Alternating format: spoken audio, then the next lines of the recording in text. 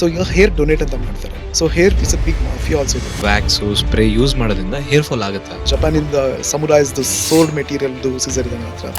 Hair stylist ಜೊತೆ every one are loyal, but ಕೆಲವೊಂದು circumstances ಇಂದ ಬೇರೆಯವ್ರ ಹತ್ರ ಮಾಡಿಸ್ಬಿಟ್ಟಿರ್ತೀವಿ. ನೆಕ್ಸ್ಟ್ ಟೈಮ್ ನಮ್ಮ ಹೇರ್ ಸ್ಟೈಲಿಸ್ಟ್ ಮುಖ ನೋಡಕ್ಕಾಗಲ್ಲ. ಆಲಿಮ್ ಹಾಕಿ ನೀವು ಹೇಳಿದ್ರಿ ಚಾರ್ಜಸ್ 1 to 1.5 lakhs ಒಂದು ಸೆಷನ್ಗೆ. So if they have a curly hair with a round shape, give a messy medium hair, oval shape ಇದ್ದರೆ ಸ್ವಲ್ಪ ಶಾರ್ಪ್ ಲುಕ್ ಹೋಗ್ಬೋದು. ಚಿನ್ ತುಂಬಾ ಚಿಕ್ಕದಿದ್ದಾಗ they have to keep a little long beard ಇಲ್ಲಿ. I was confuse, ಗುರು ನಂಗೆ ಲೈಫಲ್ಲಿ beard ಬರುತ್ತಾ, ನಾನು ನಮ್ಮ ಅಪ್ಪ ಬಂದಿದೆ ಅಂತ ಚೆಕ್ ಮಾಡಿದೆ, ಅಮ್ಮನ ಫ್ಯಾಮಿಲಿ ಬಂದಿದೆ ಅಂತ ಚೆಕ್ ಮಾಡಿದೆ, ಕನ್ಫ್ಯೂಸ್ ಆಗಿ ಸ್ಟಾರ್ಟ್ ಆಯ್ತು. ಪ್ರಾಡಕ್ಟ್ಸ್ ಲೈಕ್ ಡೈಸನ್ ಆ ತರ ಯೂಸ್ ಮಾಡೋದು ಇಲ್ಲ ಬೇಸಿಕ್ ಯೂಸ್ ಮಾಡೋದ್ರಲ್ಲಿ ಏನಾದ್ರು ಡಿಫ್ರೆನ್ಸ್ ಇದೆಯಾ? ಕೆಲವೊಂದು ಪ್ರಾಡಕ್ಟ್ಗಳು ತುಂಬಾ ಓವರ್ ಹೈಪ್ ಅನ್ಸುತ್ತೆ. ಹೆಲ್ಮೆಟ್ ಹಾಕೋದ್ರಿಂದ ಹೇರ್ ಫಾಲ್ ಆಗುತ್ತೆ ಅನ್ಸುತ್ತೆ ನಿಮಗೆ? ನೀವು ಅಫಿಷಿಯಲ್ ಆಗಿ ಬಿಗ್ ಬಾಸ್ಗೆ, ಕಂಟೆಸ್ಟೆಂಟ್ಸ್ಗೆ, ಫೈನಲಿಸ್ಟ್ಗೆ ಸ್ಟೈಲ್ ಮಾಡ್ತೀರಾ ಅಂತ ಯಾವ ತರ ಆಗುತ್ತೆ entire process? See being a hair stylist ನನಗೊಬ್ಬ ಪ್ರಾಪರ್ ಹೇರ್ ಸ್ಟೈಲ್ ಸಿಕ್ಕಿಲ್ಲ. ಸೊ ಪರ್ಟಿಕ್ಯುಲರ್ ಹೇರ್ ನಿಮಗೆ ಅಬೌವ್ 13 inches ಸಿಕ್ತು ಅಂತ ಹೇಳಿದ್ರೆ 1 kg of hair close to 35,000.